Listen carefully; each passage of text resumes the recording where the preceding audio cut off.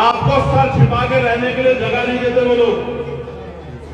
ये वोट अगर मिली है तो बाबा साहब अम्बेडकर के 4 बच्चों की कुर्बानियों से मिली है। और ये हम इस बात को जानते हैं, तभी हम अपने बाप से भी बढ़कर, अपने दादा से भी बढ़कर बाबा साहब अम्बेडकर को अपना मानते हैं, उनके सम्मान के रखवाली करते हैं, उनके लिए जीना बताते हैं। हमारे यहाँ बाप दादा की तस्वीर हो ना हो, लेकिन बाबा साहब अम्बेडकर की तस्वीर हमारे घर में भी है और हमारे दिल में भी है।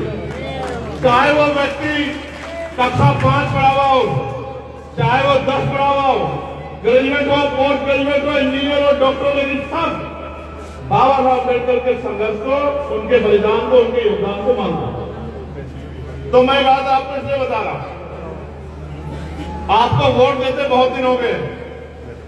कुछ माए तो इतनी उम्र की है, मुझसे दुगनी उम्र की, तो आपको वोट देते हुए बहुत दिन हो गए। लेकिन आप ईमानदारी से अपने दिल पे हाथ रख के मुझे बताना, मैं तो आपकी औलाद हूं, मैं तो खून हूं आपका, आप सब लोग का परिवार का हूं, भाई हूं, छोटा भाई। मेरे ऊपर आपका अधिकार है।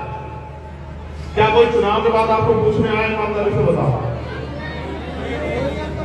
कभी आपका बच्चा बीमार हुआ हो, किसी नेता ने आपसे कहा कि मैं पैसे देता हूं, जाओ उसका इलाज करा लो? ईमानदारी से बताओ। कभी आपको घर चलाने के लिए पैसे की जरूरत पड़ी? कभी कोई नेता आपके दुख में काम आया? कभी आपके बच्चे को स्कूल की फीस की जरूरत पड़ी हो, वर्दी की जरूरत पड़ी हो, सर्दी में गरीबों को जर्सी की जरूरत पड़ी हो, स्वेटर की, जैकेट की जरूरत पड़ी हो? कभी कोई आया? लेकिन चुनाव के समय ये धन्यवाद दीजिए बाबा साहब अम्बेडकर को कि वो हमें इतनी बड़ी शक्ति वोट के रूप में दे गए हैं, जो हमारे बराबर में रहना पसंद नहीं करता, जो हमसे प्यार नहीं करता, जिसको हमारी गलियों से बदबू आती है, जो हमारे बारे में तमाम तरह की बातें करता, वो भी चुनाव में हमारे बीच आता है। और ये वोट इतनी बड़ी शक्ति है, जो अपने आप को राजा महाराजा कहता है, धन्ना सेठ कहता है, वो भी आपके पैर छुपे कहता है कि मेरे सर पे आशीर्वाद है। ये दिया है बाबा साहब अम्बेडकर ने। सोचो ये वोट नहीं होती, ये अमीर हमारी बस्ती में पैर रखने आ जाते क्या? बताओ, आ जाते क्या?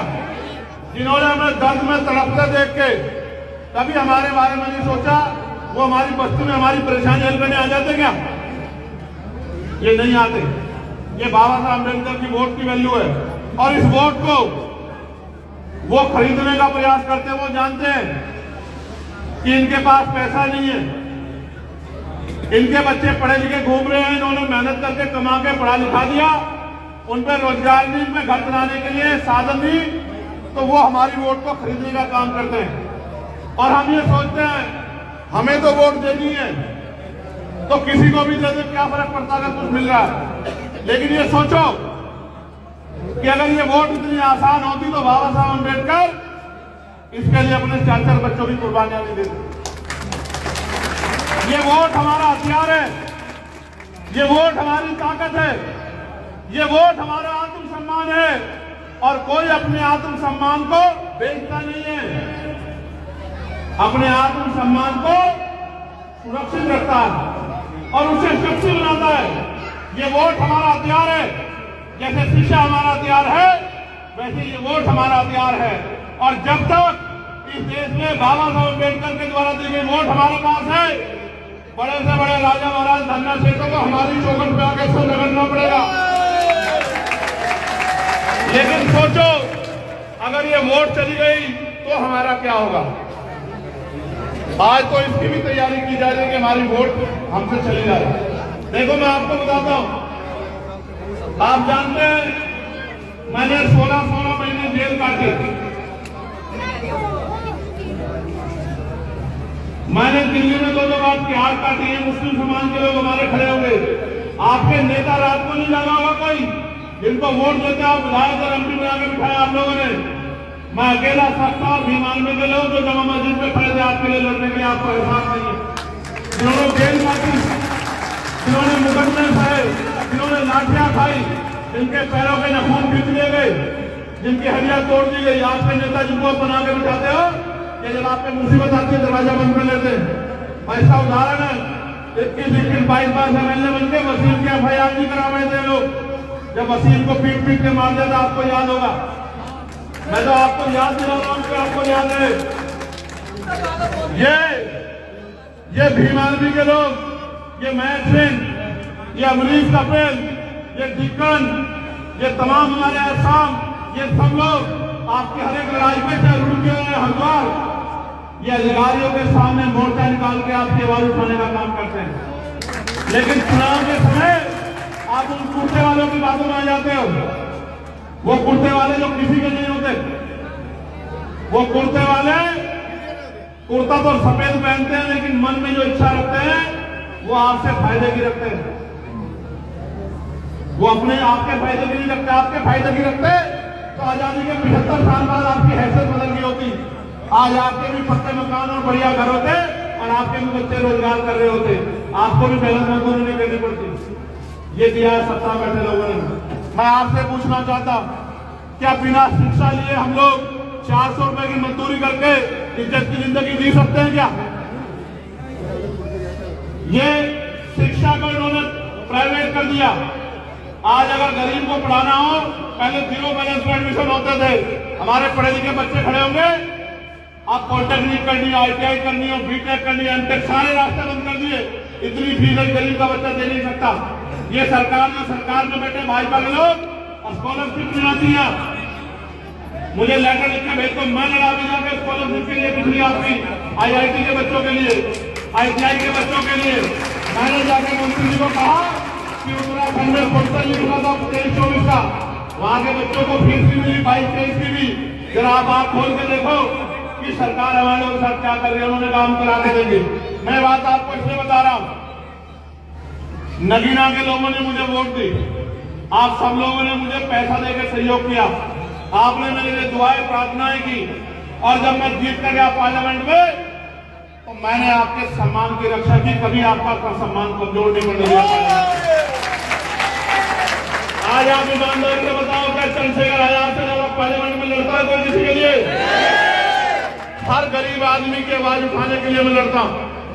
चाहे न्यूनतम वेतन का मामला हो, चाहे नौकरी रोजगार का मामला हो, चाहे शिक्षा का मामला हो, चाहे आशा, आंगनबाड़ी, भोजन माता, ग्राम सेवक, रोजगार सेवक, कोई आदमी हो, चाहे मेरी बहनें माए जो बच्चों पे काम करते है, कोलू पे काम करती है, मजदूरी करते कंपनी में, उनकी तनख्वाह करने का मामला हो, मैं सबके लिए लड़ता हूं।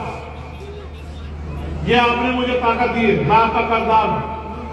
लेकिन मैं सोचता हूं 2 तरीके हमारे पास, एक तो हम किसी को भी वोट दे दें और फिर चुनाव के बाद उसके दरवाजे के बाहर खड़े रहे कि वो हमारी आवाज उठाए, हमारी लड़ाई तो समझे, हमारी मदद करे, और एक हम लोग ऐसे आदमी को वोट दें जिसे हम चुनाव के बाद जाकर उसका हाथ फाड़े कह सके कि हमारी ये समस्या, हमारी मदद करो।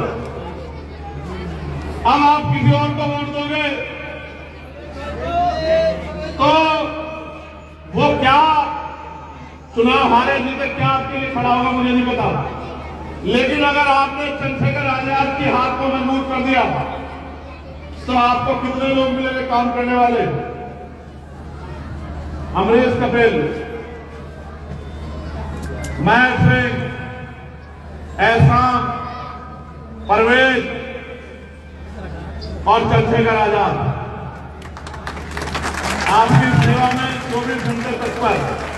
और सुनो, आज आप थाना कचहरी जाते हो, दफ्तरों में जाते हो, अपनी बिजली, पानी, सड़क की समस्या को लेके, पानी भर रहा है, पानी की निकासी नहीं है, कोई पूछने वाला नहीं है, दफ्तरों में आपकी सुनवाई नहीं होती। अगर आपने अपनी वोट से ताकत बना ली, जिन अधिकारियों को आप आज जाकर मिलते हो, अधिकारी आपकी बस्ती में आके कैंप लगा के भी लगवाया था नगीना, मैंने देखा नहीं देखा आप लोगों ने? और जिन अधिकारियों ने काम नहीं किया, गरीबों का बताओ, प्रेयर करा दी नहीं करा दी? देखो, एक तरफ वो लोग हैं जो गलत काम करते हैं, वो अधिकारियों से काम नहीं ले सकते, और एक तरफ चंद्रशेखर आजाद है जो सिर्फ आपके लिए काम करता है, जो सिर्फ आंख से आंख मिला के आपके अधिकार में लड़ेगा। तो ये फैसला आपको करना है कि आपको किसकी मदद करनी है। मेरे साथ तो ये हालात है कि कब कौन सी गोली कहां से आएगी मुझे ये भी नहीं पता। नहीं लगना ही, अभी 4 गोली चलाई मेरे ऊपर, लेकिन फिर भी बच गया क्योंकि सतगुरु रविदास जी महाराज का हाथ मेरे सर पे था। मेरी माओ का आशीर्वाद, मेरी बहनों का प्यार मेरे साथ था, मेरे भाइयों का सहयोग, मेरे बड़ों का आशीर्वाद मेरे साथ था, बच गया। फिर भी लड़ रहा हूं, आपसे मदद मांगने आया कि मेरे जाने के बाद कोई शराब लेके आएगा, कोई साड़ी लेके आएगा, कोई पैसे लेके आएगा और आपको खरीदने की कोशिश करेगा, लेकिन चुनाव के बाद जब आपके बच्चों को जरूरत पड़ेगी तो आपकी लड़ाई लड़ने कोई नहीं आएगा। तब कोई आएगा तो वो चंद्रशेखर आजाद होगा। इसलिए आपसे मदद मांगने आया हूं कि एक मौका आपकी सेवा करने का चंद्रशेखर आजाद को आपको देना चाहिए। बताओ मदद करोगे नहीं करोगे? ऐसे भी दोनों हाथ उठा के बताओ मदद करोगे नहीं करोगे? नहीं, 5 मिनट उठा के रख रहे हैं तभी माना जाएगा कि मदद हो रही है। जो 5 मिनट से कम कर रखेगा उसकी बात नहीं मानी जाएगी, उसकी वोट अभी खराब जोड़ दी जाएगी। अच्छा चलो नीचे करो। देखो मेरा जो काम है वो आपके हाथ उठा के आपको परेशान करना नहीं है। मेरा काम है आपके आंसू पूछना, आपकी तकलीफ दूर करना, और ये जो परेशानी आपकी जिंदगी में है इन परेशानियों को खत्म करना। मैं ये नहीं करूंगा आंखें बंद करके बटन दबा मोहर लगाना। आंखें खोल के कौन से बटन पे मोहर लगानी है बताओ? कौन से बताओ? वैसे भी मौसम ठंड का है नहीं है, तो ठंड में सुबह सुबह केतली की गर्म चाय पियोगे नहीं पियोगे? और अगर आपने सुबह सुबह केतली की गर्म चाय पीकर केतली का के मोहर लगा दी तो फिर आपको किसी के दफ्तर के बाहर जाके खड़े होकर इंतजार नहीं करना पड़ेगा। ये आपका चंद्रशेखर आपसे वादा करना। ये बताओ जो ऊपर खड़े हैं मदद करोगे नहीं करोगे? ये जो सामने इधर ऊपर छत पे खड़े हैं हाथ उठा के बताओ, हाथ उठा के।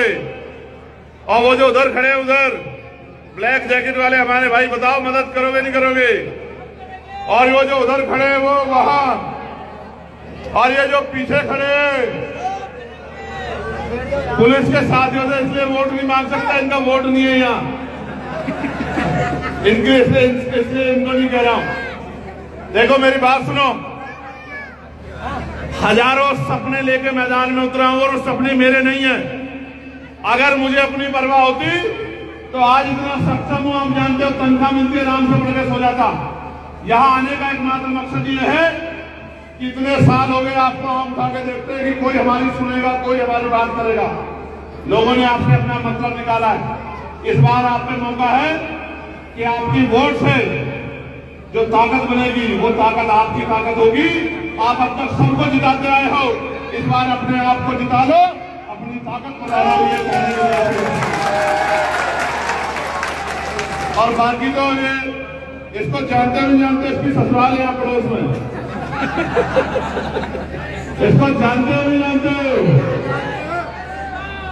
ये परवेज सुल्तान आपसे हाथ जोड़ के अपील कर रहा है, इसकी मदद कर देना सब लोग। हाथ उठा के आशीर्वाद देते हुए। अच्छा मुझे भी आशीर्वाद दे दो, बहुत लड़ाई लड़नी आप जानते हो।